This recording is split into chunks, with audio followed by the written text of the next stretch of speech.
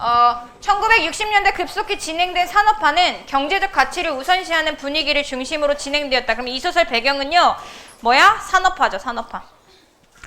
경제적 효용성이 담보되지 않는 일들은 우선순위가 밀려 도태되거나 배제됐으며, 요거 뭐 9켤레 구두로 남은 사내 이런 거 떠오르네요. 그죠? 이와 같은 시류를 잃지 못하는 사람들은 밑주실 거야. 성실함만으로는 온당한 보상을 받지 못한 채 경제적으로 불안정한 처지. 이게 주인공의 처지가 되겠죠. 178쪽이세요. 178쪽이요. 네. 또한 인정과 배려로 맺어진 전통적 인간관계는 밑주시죠. 인정과 배려로 맺어진 전통적 인간관계는 경제적 가치를 중심으로 한 현실에서 밑주실 거야. 비정함으로 변질. 비정함으로 변질. 사람들은 전통적 인간관과의 결별을 통해 새로운 현대적 인간성을 추구했으며 이 과정에서 도태된 사람들은 불안 심리를 갖게 되었다. 밑줄 불안 심리. 그럼 누구의 심리야 이거? 주인공의 심리가 되겠죠. 차나 한 잔은 이와 같은 당대인들의 불안 심리를 잘 드러내고 있다. 자, 본문으로 가보겠습니다. 오늘 아침에도 그는 주인공이겠죠? 전지적 작가 시점이네요. 그는 설쌓기 때문에 설사기 아니고 설쌓기입니다. 설쌓기 때문에 설쌓기 밑줄 칠게요. 설쌓기. 일찍 잠에 깨었다.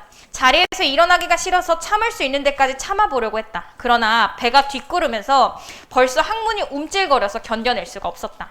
휴지를 챙겨들고 변소로 갔다. 어제 저녁에 먹은 구아니딘이 별로 효과를 내지 못한 모양이다. 구아니딘 그러면 설사약이겠죠?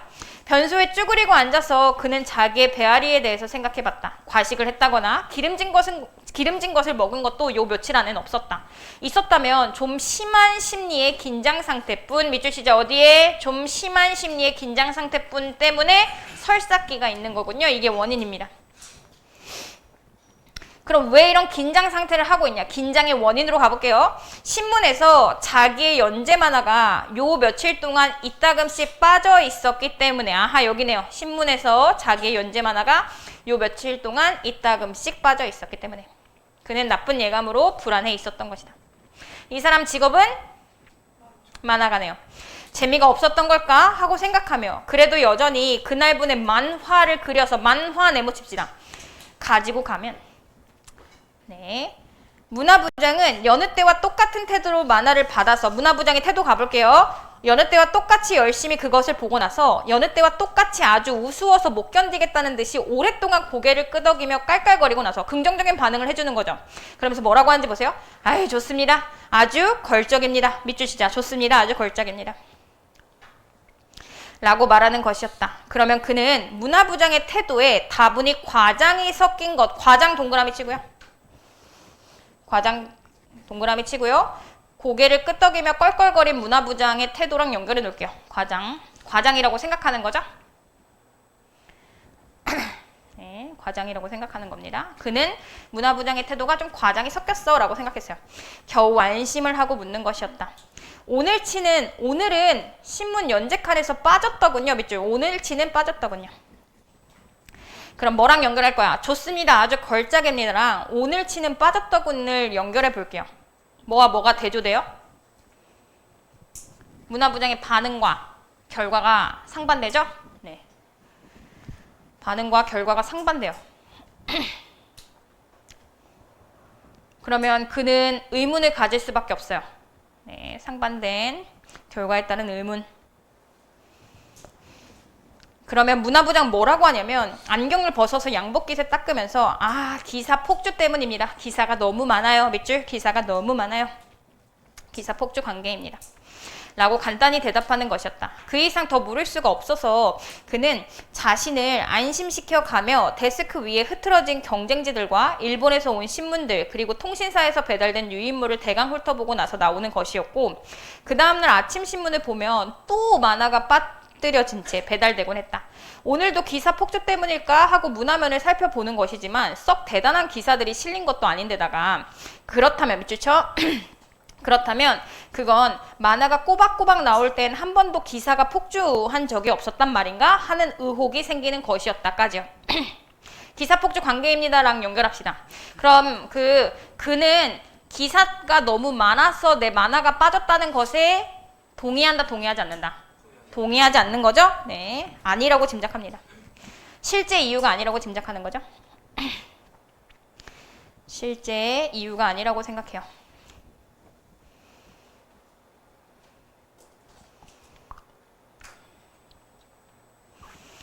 네, 그럼 여전히 뭘 가지고 있어요? 의구심을 가지고 있겠죠. 여전한 의구심을 가지고 있을 겁니다. 왜 안 싫지 도대체? 라는. 그럼 여러분 우리 복이랑 연결해서 본다면 만화라는 그 수단은 뭐가 될까요?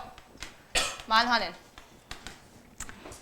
산업화에서 제외된, 맞아요. 배제된, 도태된 이런 표현을 쓸 수가 있을 것 같아요. 써줄게요. 경제적 효용성을 담보로 하지 않는다.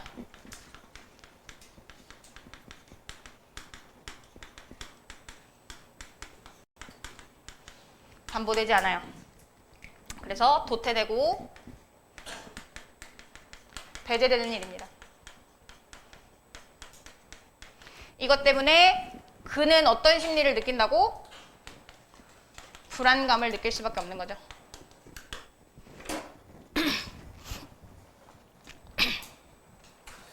중략 부분의 줄거리로 가봅니다. 예감처럼 결국 그는 신문사에서 해고를 당하게 되고 문화부장은 그에게 차나 한 잔 하자며, 이게 제목이죠. 차나 한 잔 하자며 다방으로 데려가 위로 아닌 위로를 건넨다.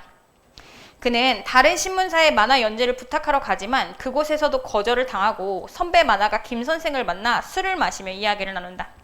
제가 군대에 있을 때 말입니다. 가쁜 군대이기. 그는 말했다. 남들은 제가 정운으로 떨어졌다며 부러워했거든요. 정운은 뭐냐면요. 교육입니다. 교육. 네. 그러니까 교육을 하는 그 보직으로 빠진 거야. 굉장히 편한 보직인 거지. 그래서 편한 보직으로 했다고 부러워했거든요. 편한 거라는 거죠. 그렇지만 전말이죠. 총대를 쥐지 않으니까 군인 같지가 않았거든요. 그는 취해오는 것을 느끼며 말했다. 아마 그때 총대를 쥐인 사람들 체크해 봅시다. 동그라미 칠게요. 지금은 안정된 직장에들 앉아 있겠지요? 그러면 총대를 쥐인 사람들 뭐가 대조돼? 자기가 했던 어떤 보직? 정훈이라는 보직이 대비되죠. 교육, 군인 교육 같은 거, 이념 교육 등을 하는 것입니다. 총대를 쥔 사람들은 그가 생각하기에 어떤 사람들인 거야? 군대에서 진짜 해야 할 일을 하는 사람들인 거죠. 맞아요? 본질적인 업무를 하는 사람들.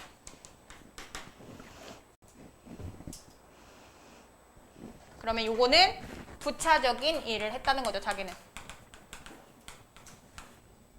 그래서 이런 본질적인 업무를 한 사람들은 지금쯤 안정된 직장에들 앉아 있겠죠? 본질적인 일을 했으니까. 오케이? 이렇게 됩니다. 근데 저는 항상 만화만 붙들고 남들은 편하려고 하니 하고 부러워하지만 실상은 불안해서 어쩔 줄 모르고 말입니다. 그럼 총대를 쥔 사람들이랑 또 대조되는 게 뭐예요? 나의 지금 처지. 뭐 그린다? 맞지? 만화. 만화 역시 보다 부차적인 일.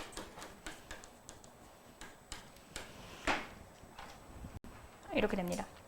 그 남들은 본질적인 일을 안 하니까 너 편하겠다라고 부러워하지만 실제로는 불안해서 어쩔 줄 모르고 남들은 그렇게 쉽게 얘기합니다. 그래서 불안감 이렇게 연결되는 거죠? 네.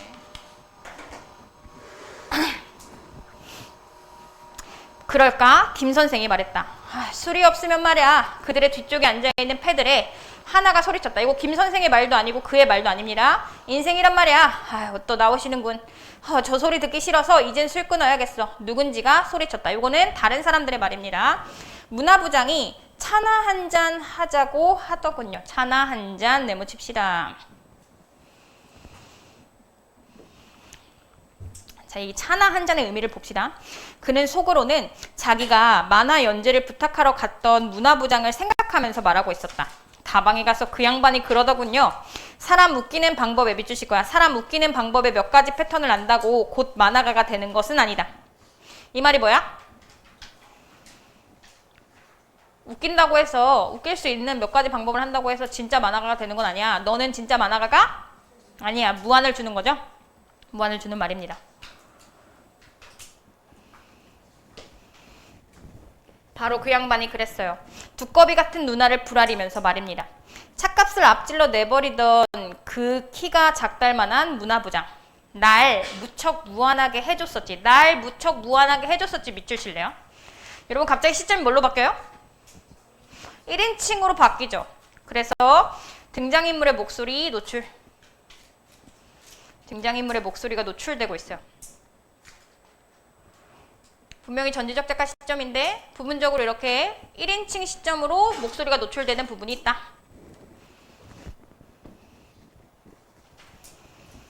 그러면서 말입니다. 너는 미역국이다 말이죠. 밑줄 너는 미역국이다 말이죠. 이거죠.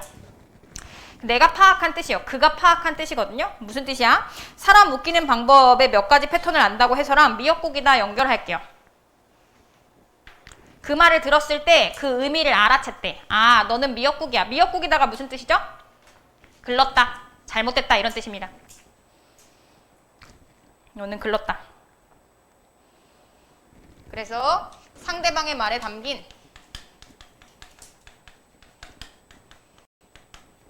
이면적 의미를 그가 이해하고 있어요.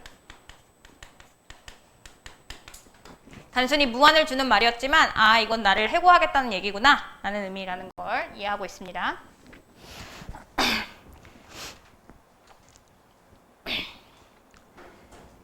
차나 한 잔 그것은 일종의 추파다. 아시겠습니까? 김 선생님? 네, 김 선생에게 이해가 됐는지 확인하고 있어요. 그럼 차나 한 잔의 의미가 나온 것 같네요.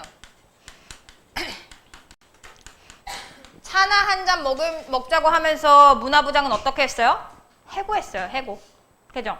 그럼 굉장히 비정한 행위인 거죠. 근데 우리 보기에서 읽어보면 전통적인 인간관계가 비정함으로 변질됐어요. 이렇게 가잖아. 그럼 원래 차나 한 잔 먹자고 하는 건 그냥 소소하게 수다를 떨기 위한 인정과 배려의 개념이었다면 현재는 어떻게 비정함으로 변질됐다. 이렇게 볼 수 있고요. 정리해줄게요. 전통적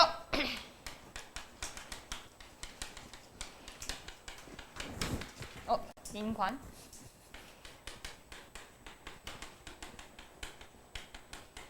인정과 배려해서 어떻게? 비정함으로 이렇게 바뀐 겁니다. 현대적 인간관계.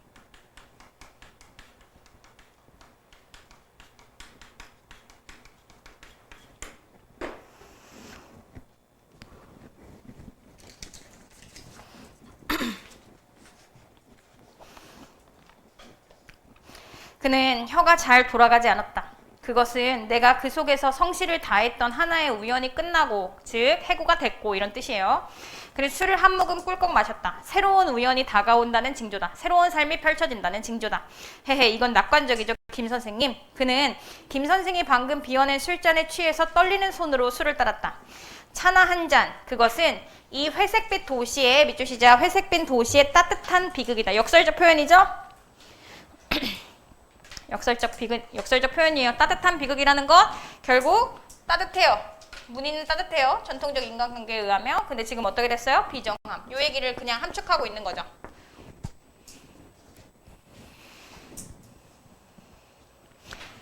아시겠습니까? 김 선생님. 해고시키면서 차라도 한 잔 나누는 이 인정. 이 동양적인 특히 한국적인 미담 말입니다. 그 어린이 신문에 그리고 있는 거라도 열심히 하고 있게. 아, 어린이 신문에도 뭔가 연재를 하고 있나 봐. 기다리면 또 뭔가가 생길 테지. 이건 김 선생의 그에 대한 뭐예요? 위로죠, 위로. 김 선생이 술잔을 들며 말했다. 자, 드세. 그는 자기의 술잔을 잡으려고 했다. 술잔이 넘어졌다. 그는 손가락 끝에 엎질러진 술을 찍어서 술상이 아톰 X군의 얼굴을 그리기 시작했다. 아톰 X군은요, 그 연재 만화의 주인공입니다. 자, 아톰 X군, 차나 한잔 하실까? 이제 군과도 이별이다. 어디서 헤어지게 됐더라? 그는 그림을 그리고 있지 않은 다른 손으로 자기의 이마를 한번 찰싹 때렸다. 골치가 쑤셨다. 오, 화성인들의 계략에 빠져서 군이 포로가 돼서 바야흐로 생명이 위험해져 있는 데서 다음 호의 계속으로 끝났군. 미안하다, 아톰 X군. 사람들은 항상 그런 걸 요구하거든. 아슬아슬한 데에서 다음 호의 계속.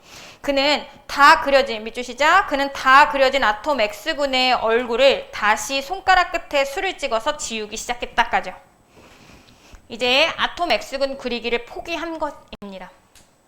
해고당했으니까. 근데 어디서 끊었대? 어디서 끊었냐? 생명이 위험해져 있는 데서 끊고 이제 안 그리게 된 거야. 그래서 미안하다고 얘기하는 거죠. 미안하다 아톰 X군. 우리 어떻게 군의 힘으로 적진을 뚫고 나오길 부탁한다. 내가 못 그리니까 이제 난 힘이 없단 말이야. 나와 헤어지더라도 여보게 우주에 광대하고. 그러면서 그는 양쪽 팔을 넓게 벌렸다. 어두운 공간 속에서 밑주실 거야. 어두운 공간 속에서 영원한 소년으로 살아있게. 누구한테 하는 당부죠? 아톰 X한테 하는 당부이고요. 내가 그린 캐릭터의 주인공에게 하는 말이니까 본인한테 하는 말이기도 해요. 그래서 그 만화가로서의 순수함을 포기하고 싶지 않은 마음이 담겨져 있습니다. 만화가로서 순수함을 포기하고 싶지 않은 그의 마음.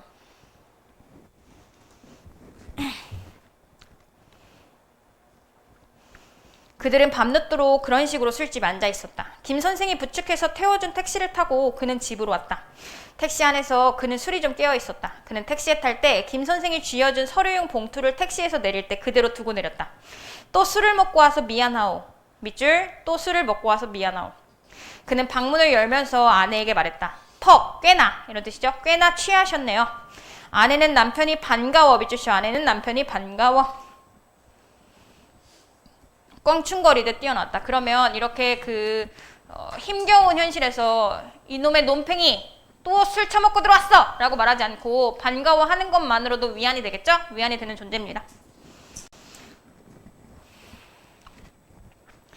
배 아프시던 건 좀 어떠세요? 클로로마이신을 먹었어. 클로로마이신을 말이야. 근데 클로로마이신에 흉터가 있더군. 밑줄 시작. 클로로마이신을 말이야. 흉터가 있더군. 밑줄. 와이프가 대답합니다. 어디에 흉터가 있단 얘기예요? 어디긴 어디겠어? 클로로마이신에지. 그 무슨 뜻이죠? 그 알약에 흉터가 있었대요. 말도 안 되는 소리를 하고 있죠. 말도 안 되는 소리를 합니다. 그러자 와이프의 반응. 정말 취하셨어요. 정말 취하셨어요. 밑줄. 남편의 말이 제대로 된 말이 아니다 라는 생각 때문에 술에 취했다고 하는 거죠. 네. 아내는 그를 이불 위로 눕혔다. 옆방에서 재봉틀 돌아가는 소리가 들려오고 있었다. 옆방에 방이 이렇게 나뉘어져 있는 상태고요. 옆방에 다른 사람들이 살아요. 근데 밤이 늦었잖아. 근데 재봉틀을 계속 돌리고 있는 거야. 일을 하고 있는 거지. 어지간히 그 소리를 듣고서 그가 뭐라고 하는지 보세요. 어지간히 성실하게 사는 척하지. 밑줄. 내가 어지간히 성실하게 사는 척하지가 아니라 재봉틀 아직도 돌리고 있는 거 보니까 저 사람들 엄청 성실하게 사는 척하지 이런 뜻이에요. 그가 말했다. 아내는 자기 손으로 남편의 머리카락을 쓸어 넘기고 있었다. 그때 옆방에서 방귀 소리가 둔하게 벽을 흔들어서 왔다. 그래도 별 수 없이 밑줄 시작. 와이프의 답변입니다. 그래도 별 수 없이 보리밥만 먹는 신세인데요. 네 밑줄. 하고 어지간히 성실하게 사는 척하지랑 연결합시다. 이거 무슨 뜻이야? 그래도 별 수 없이 보리밥만 먹는 신세다. 저렇게 열심히 사는 척해도 가난하다 이런 뜻입니다. 보리밥만 먹는다. 쌀밥 못 먹는다. 저렇게 열심히 하는 척해도 여전히 가난하다. 그 말은 남편을 위로하는 거죠. 위로하는 겁니다. 남편 위로. 아내가 킬킬거리며 그의 귀에 대고 속삭였다. 그만해 두자 아내야. 그는 갑자기 웃음이 터졌다. 갑자기 웃음이 터졌거든요. 그럼 옆방 입장에서는 뭐라고 오해하겠어? 아 뭐야 내 방귀 소리 들렸나봐 이렇게 되겠죠. 하하하하하 꽤 오랫동안 웃었나보다. 아주머니가 지금 무안해하고 있나보다. 재봉틀 소리가 그쳐 있었다. 돌려요 아주머니 어서 재봉틀을 돌려요. 돌려요 아주머니 밑줄 어서 재봉틀을 돌려요. 이거 누구 말이에요? 주인공의 말이죠. 이 작품 되게 특이한 특징이 있는데요. 서술자 전지적 작가 시점의 서술자랑 등장인물의 목소리가 이렇게 섞여서 드러납니다. 구분 없이 서술된다라고 표현하면 될 것 같아요. 전지적 서술자와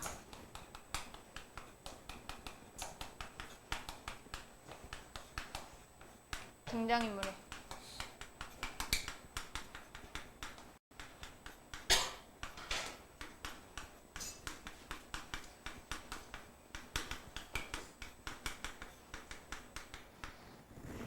구분 없이 서술돼요. 웃음소리가 잠꼬대였던 것처럼 할 수는 없나 하고 그는 생각했다. 그러면서 아까 낮에 버스칸에서 자기에게 자리를 내어주던 영감을 생각했다. 아주머니, 그 방귀 소리는 건강하다는 증거입니다. 돌려요. 어서 돌려요. 그 사이 재봉틀이 다시 돌아가는 소리가 들리고 있었다. 흥! 방귀 좀 끼었기로 서니 하며 입술을 삐쭉 내민 아주머니의 얼굴이 보이는 듯하다. 그럼요 아주머니, 이런 부분도 다 섞여 있는 거죠. 구분 없는 거죠. 방귀 좀 끼었거니로서니 재봉틀 소리를 죽여야 할 것까지는 없습니다. 돌려요. 어서요. 그는 두 팔로 아내의 상반신을 껴안았다. 그러면서 앞으로 밑줄 쥐어요. 앞으로 자기도 아내를 때리게 될지 알 수 없다는 생각이 문득 들었다. 변태 사이코패스 같죠 갑자기? 네, 끌어안으면서 나도 얘를 때릴 수 있을 것 같아. 뭐 이런 생각을 하고 있는 겁니다. 근데 여러분 요거를 그 소설적인 관점에서 잘 생각해보면 왜죠? 지금 뭐 당하고 온 거야? 해고당하고 온 거잖아. 그러면 경제적인 요소가 하나가 사라졌죠. 그것 때문에 물질적 궁핍이 비정함으로 돌아오게 될 것 같다. 이런 뜻이요.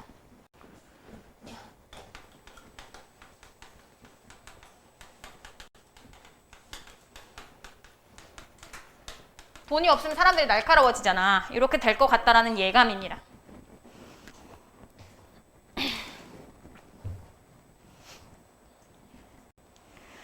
가난해지면 아내랑 싸우게 될 것 같아. 이런 뉘앙스예요. 그러자 앞으로 다가올 아직 확인되지 않은 수많은 날들이 밑줄 칠 거야. 아직 확인되지 않은 수많은 날들이 무서워져.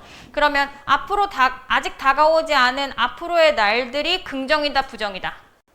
부정이라는 생각이 있는 거죠. 그래서 미래에 지속될 수 있다는 심리. 미래에 지속될 수 있다는 심리입니다.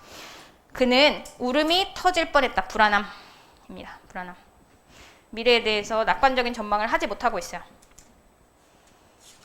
됐나요? 이 작품 주제는요. 주제는 비정한 인간관계와 현대인의 불안 심리. 비정한 인간관계와 현대인의 불안 심리.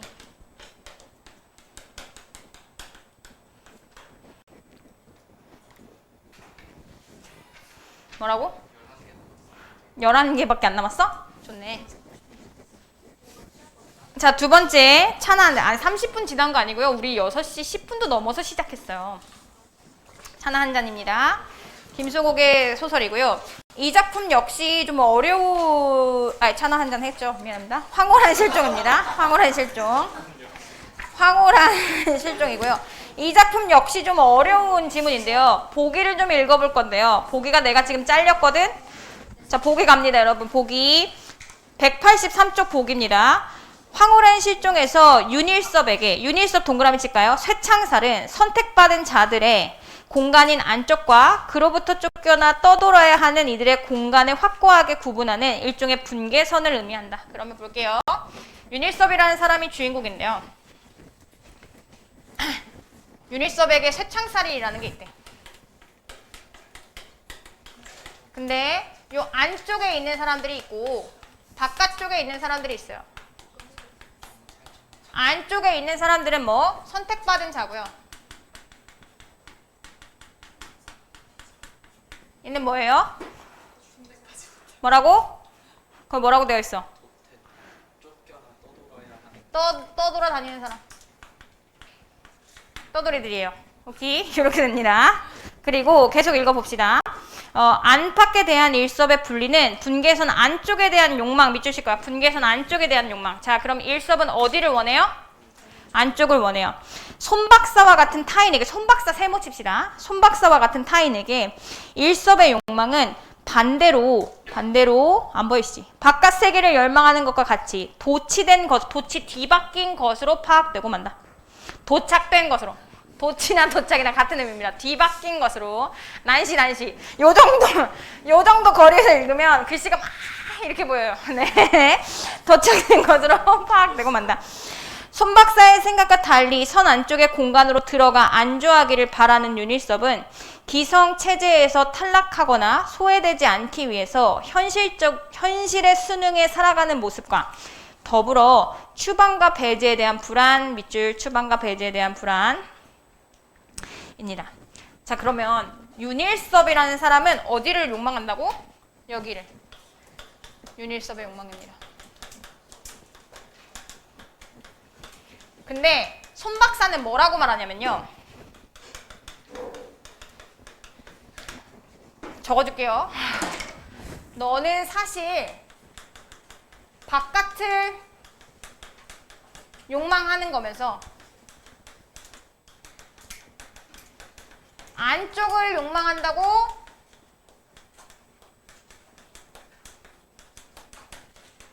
착각하고 있다.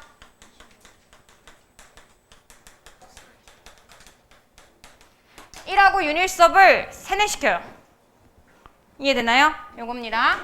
그 윤일섭의 욕망은 진짜 안쪽을 원하는 거야. 선택받은 자가 되고 싶어. 근데 손 박사는 너는 사실은 바깥쪽을 원하면서 그 안쪽을 욕망하고 있는 상태야 라고 가스라이팅을 하고 있다고요. 오케이? 요게 가장 중요한 포인트입니다. 본문으로 가볼게요. 은행원인 윤일섭은 밑줄 승진 탈락, 업무상의 과실 등으로 남모를 곤욕을 치르면서 요게 이유입니다. 이유. 승진 탈락, 업무상의 과실 등으로 인해 남모를 곤욕을 치르면서 주변 사람들을 고의적으로 괴롭히는 장난, 거짓말 등을 쉽게 멈출 수 없는 기이한 병증, 조현병입니다. 조현병. 조현병을 앓게 되고 이를 치료하기 위해서 정신과 의사인 손 박사에게 상담을 받게 된다. 손 박사는 일섭의 욕망이 안으로 들어가 안주하고 싶은 것이 아니라 사실은 밖으로 나가고 싶은 것이며, 해서 한번 끊자. 것이며. 요거죠. 이거죠? 바깥쪽 욕망하면서 안쪽을 욕망한다고 말하죠. 이건 손 박사의 생각이고요. 실제 일섭의 욕망은 뭐라고? 안으로 들어가고 싶은 게 일섭의 욕망이라고 했어요. 실패의 기억으로 인해서 자신의 욕망을 정직하게 시인하지 않은 채 안으로 들어가고 싶다고 착각하는 사고의 전도다. 즉 뒤바뀐 도착된 욕망을 갖게 된 것이라고 진단한다. 됐죠? 여기까지. 계속 갑니다. 그래서 일섭이 얘기합니다. 전 이제 어떻게 해야 됩니까? 정말로 제게 그런 도착 현상이 일어나고 있다면, 이렇게 뒤바뀜, 이게 맞다면, 이런 뜻이죠? 이게 맞다면 전 그럼 이제부터 어떻게 해서 그런 장애를 없앨 수 있겠습니까? 이야기가 그쯤 이르고 보면 일섭은 이제 제풀의 질문을 멈출 수가 없어졌다. 그리고 손 박사는 언제나 그러듯 일섭을 환영했다. 그야 윤형 일섭이겠죠? 질문 가운데 해답이 들어있지 않겠습니까?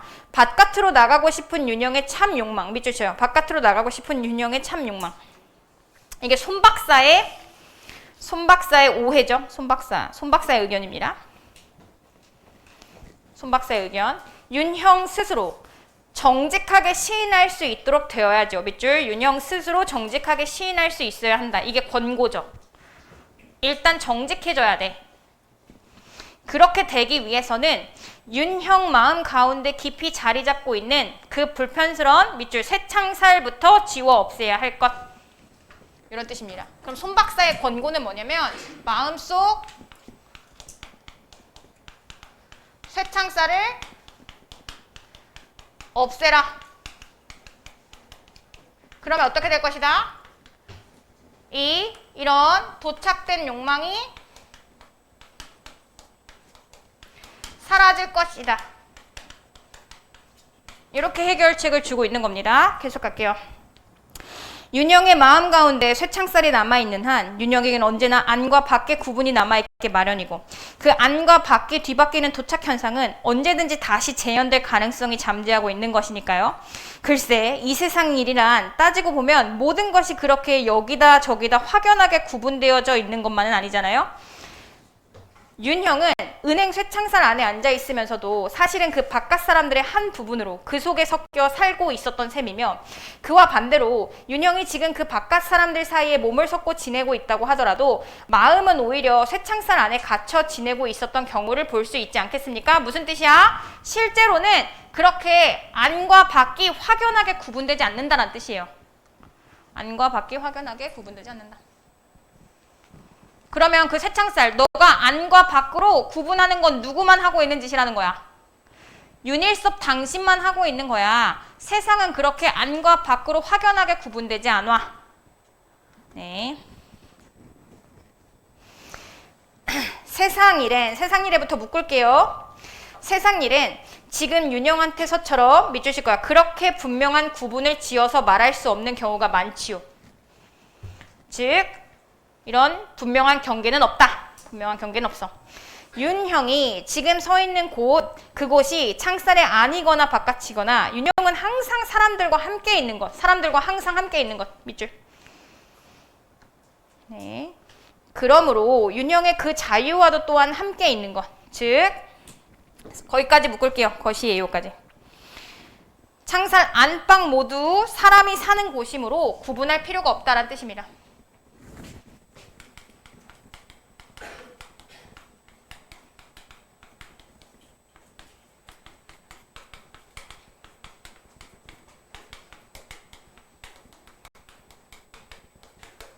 구분할 필요가 없어요.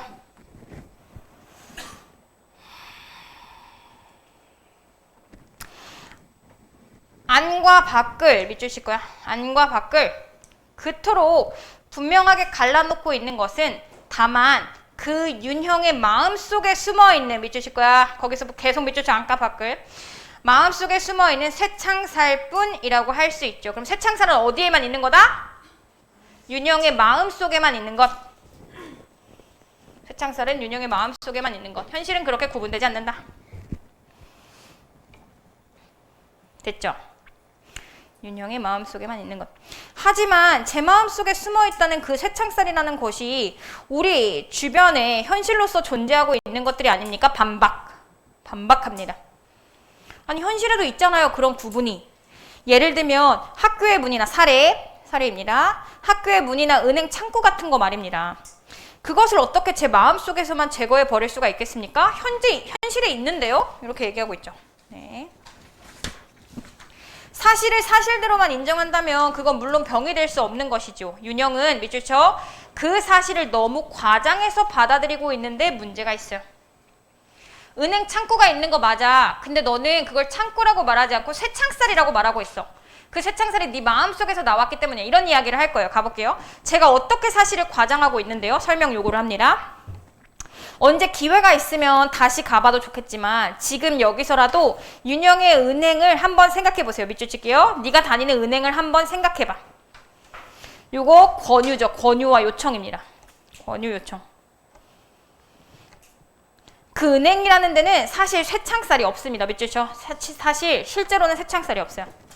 혹 그런 데가 아직도 남아있는지는 모르지만 적어도 윤형 내 은행 점포 창구는 쇠창살이 아니라 유리 칸막이다. 밑줄 유리 칸막이로 되어 있다. 그런데도 윤형은 은행을 말할 때마다 늘 그 창구의 쇠창살을 보고 있죠. 그건 은행 창구가 아니라 네 마음속에 숨어있는 쇠창살의 환영이다. 밑줄 자신의 마음속에 숨어있는 쇠창살의 환영이다. 됐어요? 이렇게 되는 겁니다. 권유를 통해서 자신의 의도대로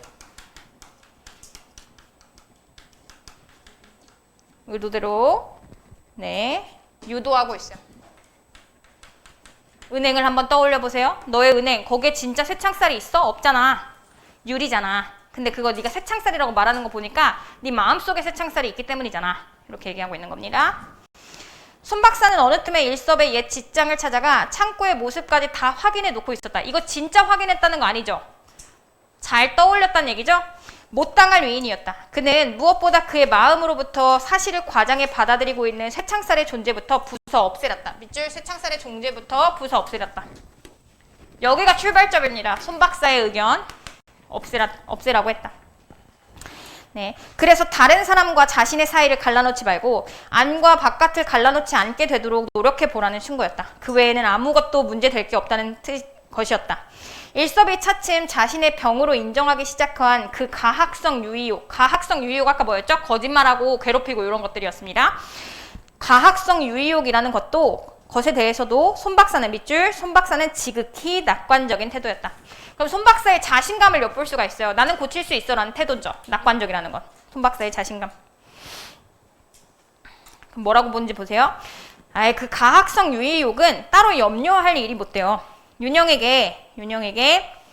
윤형에게부터 묶읍시다. 네. 늘 안과 밖이 따로 있기 때문에 윤형은 누군가 윤형을 밖으로 내쫓으려고 하는 불안한 자기도착에 빠지게 되고 불안한 자기도착 밑줄 칠게요. 네. 이렇게 되는 거죠. 쇠창살이 있기 때문에 불안한 자기도착에 빠지게 되고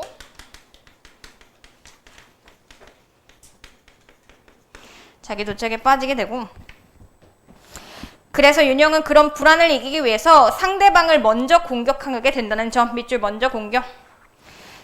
윤영의 그런 자기방어 욕망. 밑줄 자기방어 욕망.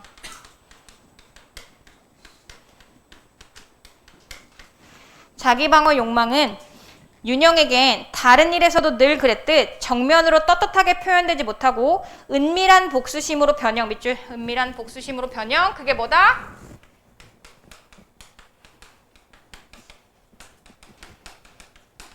가학성 유의욕.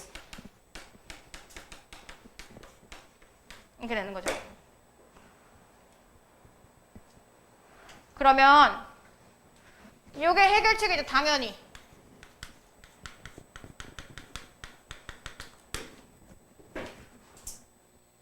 그러면 당연히 자기방어 욕망도 사라질 거고 그럼 뭐도 사라져? 가학성 유의욕도 사라질 테니까. 그죠? 네. 역으로 가면 될 겁니다. 여기까지 나타난 것입니다까지 묶어요. 요게 가학성 유의욕 원인. 가학성 유의욕의 원인. 누가 생각하는 가학성 유의욕의 원인이에요? 손 박사가 생각하는 가학성 유의욕의 원인이죠? 요 쇠창살 때문이야. 이렇게. 상대방을 속이고 상대방의 골탕을 먹고 낭패를 겪는 것을 보고 윤영은 그 자기 방어의 욕망을 간접적으로 만족시키고 있는 격이란 말입니다.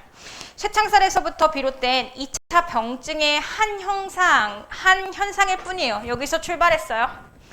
윤영의 노력으로, 밑줄 시작. 윤영의 노력으로 그 마음속의 쇠창살이나 안팎의 도착증이 제거되고 나면 그런 외형적 증상은 저절로 자취를 감추어 가게 될 것입니다. 그쵸? 쇠창살을 없애면 다 사라질 거야. 시일이 지나다 보니 손 박사의 말은 상당량 사실로 증명되어 가는 부분이 있었다. 일섭은 손 박사의 충고대로 자기 마음속의 쇠창살을 뽑아내는데 그런대로 정직한 노력을 기울였다.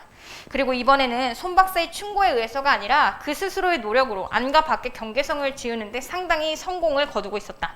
손 박사의 장담대로, 밑줄 쳐, 손 박사의 장담대로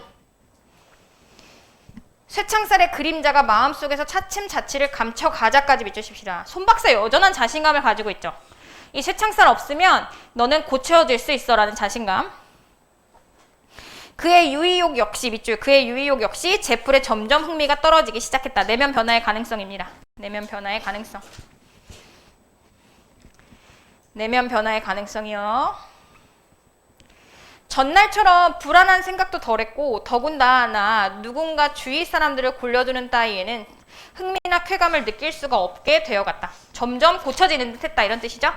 그러자 어느 날 손 박사는 마침내 그를 집으로 돌아가라고 했다. 입원하고 있는 상태였었어. 집에서 쉬면서 일주일에 한두 번 정도 병원으로 와서 자기를 보고 가기만 하면 된다는 것이었다.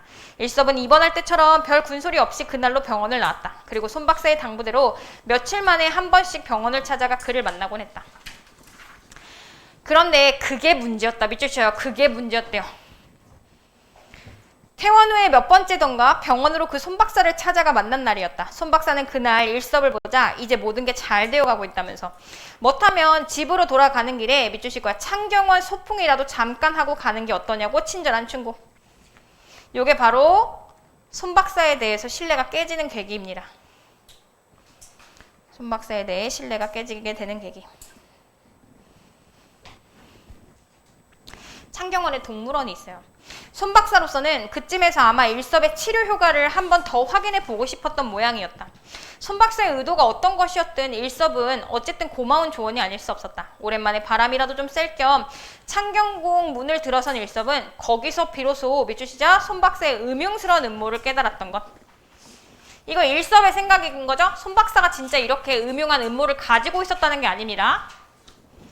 일섭의 생각입니다. 그리고 그 손 박사의 교묘한 음모에 밑줄 칠게요. 교묘한 음모에 감쪽같이 속아온 자신을 다시 발견한 것이었다. 이 교묘한 음모가 뭐냐면 손 박사가 진짜 나를 속이려고 했어 라는 그 실체적인 게 아니고요. 뭐냐면 손 박사의 치료가 허상인 거다. 말도 안 된다라는 뜻입니다. 손 박사의 치료가 허상임. 교묘한 음모. 손 박사의 치료가 허상임. 그 말은 무슨 뜻이냐면 여러분, 손 박사의 치료가 뭐였죠? 뭐부터 없애라고 했었지? 쇠창살을 없애라고 했었어. 왜? 쇠창살은 어디에 있는 거니까? 네 마음속에 있는 거니까. 근데 창경원에서 뭘 발견하냐면 아니네. 쇠창살이 밖에도 있네 라는 걸 깨달아요. 그럼 의미가 없는 거죠? 내 마음속에서 지워봐야 어차피 있는데 그건 지워질 수 없어 라는 깨달음을 얻는 겁니다. 그러면서 분노할 거예요. 중략 이유로 갑니다. 사자 우리 앞에 몰려선 사람들은 터무니없이 모두 기가 잔뜩 죽어있었다. 미쳤죠? 사자 우리 앞에 몰려선 사람들은 터무니없이 모두 기가 잔뜩 죽어져 있었다. 부정적 평가죠. 사람들에 대한 부정적 평가. 행여 녀석의 비위를 건드리지는 않을까 걱정스러운 듯 한결같이 행동들이 조심스러웠다. 녀석이 마치 사람의 말을 알아들을 수 있기는 한 것처럼 녀석 앞에선 갑자기 목소리가 공손해지거나 아예 입을 다문 채 숙연한 표정으로 침착하게 우리 앞을 지나갔다. 어쩌다 녀석과 눈길이라도 마주치면 시선을 피하는 건 오히려 사람들 쪽이었다. 그건 아무래도 사람들이 녀석을 구경하는 게 아니라 녀석 쪽에서 미치죠. 녀석 쪽에서 사람들을 구경하고 있는 격이었다. 그럼 여러분 여기에 이미 사자 우리를 경계로 쇠창살이 있다는 거지. 그걸 목격했다는 거야. 그럼 안쪽에 있는 게 누구고? 사자고. 바깥에 있는 게 누구? 사람들이라는 거죠. 요걸 봤대. 내 마음속에만 있는 게 아니구나. 사자 우리 앞에서도 사람들이 저러는구나 라는 걸 깨달았어. 그리고 그런 사정은 앞서의 원숭이 우리 앞에서도 물론 마찬가지였다. 거기서도 구경을 하는 쪽은 사람이 아니라 침팬지 쪽이었다. 원숭이들은 제 맘대로 짓궂은 장난질을 해대며 사람들을 골려대고 있었다. 사람들은 그 원숭이들의 조롱을 받고도 모욕감조차 느끼지 못한 채 바보처럼 히히거리고 있었다. 원숭이 우리 앞에선 바보처럼 멍청하게 웃고만 서 있던 사람들도 이 등골이 섬뜩거리는 맹수류 앞에서는 감히 그럴 수조차 없는 꼴이었다. 인간과 동물의 위상이 전도됐네요. 인간과 동물의 위상 전도. 써줘. 희움. 인간과 동물 위상 전도. 네. 결국 손 박사는 여태까지 유니섭이 자기를 속이고 있었던 게 분명했다. 마음속 쇠창살을 부숴 없애는 게 치료법의 방법이라던 손 박사의 처방은 밑줄. 손 박사의 처방은 전혀 엉터리 없는 거짓이었다. 손 박사가 뭐라고 궤변을 늘어놓고 있었든 세상에는 현실적으로 곳곳에 새 울타리들이 이미 있었다. 마련되어 있었다. 밑줄.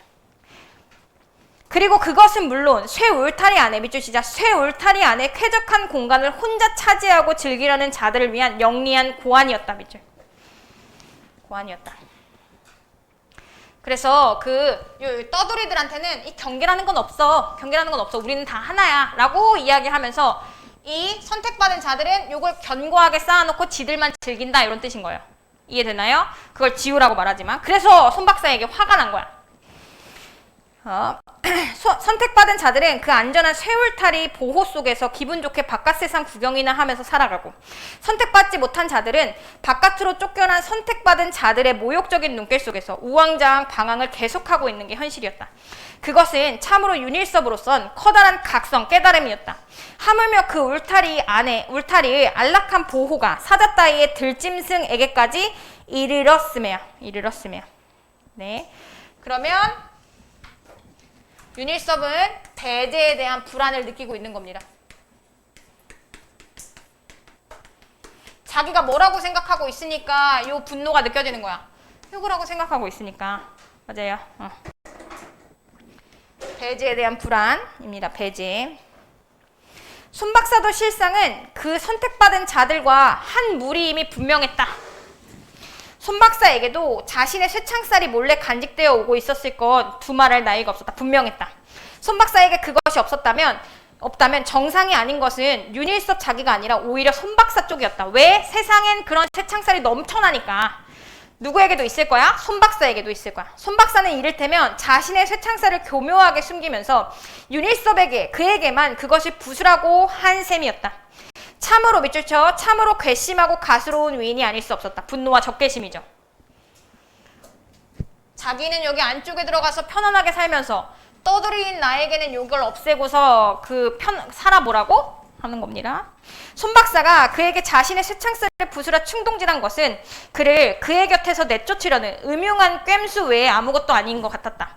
더더군다나 그 우리 너머에, 밑줄죠, 그 우리 너머의 짐승에 대한 그의 정당한 분노.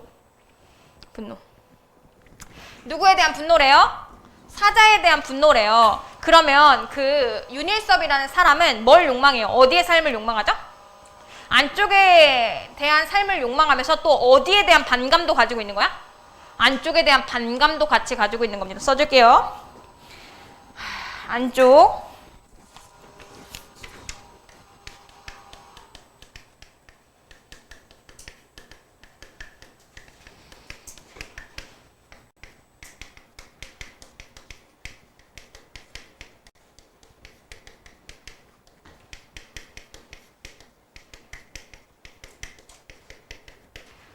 왜 이런 반감을 가지고 있을까요? 당연히 윤일섭이 어디에 속하는 사람이니까. 바깥에 속하는 사람이니까. 아직도 자기 마음속에 쇠창살을 부수지 못한 병태의 하나라 단정하려 든다면 그건 사람과 축생, 짐승입니다. 짐승의 위치를 뒤바뀌어 놓으려는 손 박사의 무서운 배신일 수밖에 없었다. 녀석을 결단대 놓고 말겠다는 일섭의 단호한 결의는 여기서 녀석은 아마 사자일 겁니다. 손 박사가 대수롭지 않게 말해버린 그 가학성 유의욕인 것은 아니었다. 가학성 유의욕이 절대 아니었다. 됐어요? 분노입니다. 분노. 일섭은 왜 분노하는 거죠, 여러분? 일섭은 왜 손 박사에게 분노해요? 뭘 속았죠? 뭐라고 생각하고 있어요? 손 박사가 사실은 어디에 속하는 사람으로서? 안쪽에 속하는 사람으로서 쇠창살 안쪽에 있으니까 저렇게 쉽게 얘기할 수 있는 거야 라는 분노입니다. 그러면서 나보고는 쇠창살을 없애고 이 경계를 지우고 살아가라고 해. 여기에 만족하면서 살아가라고 해. 하니까 분노가 느껴지는 거예요. 오케이. 네. 주제는요. 평화와 안주를 욕망하는 개인과 이를 억압하는 현실입니다. 평화와 안주를 욕망하는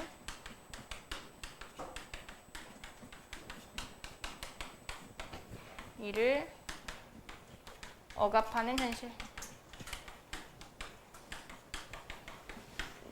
네, 10분 하시고 인쇄 안 된 부분 인쇄해 올게요.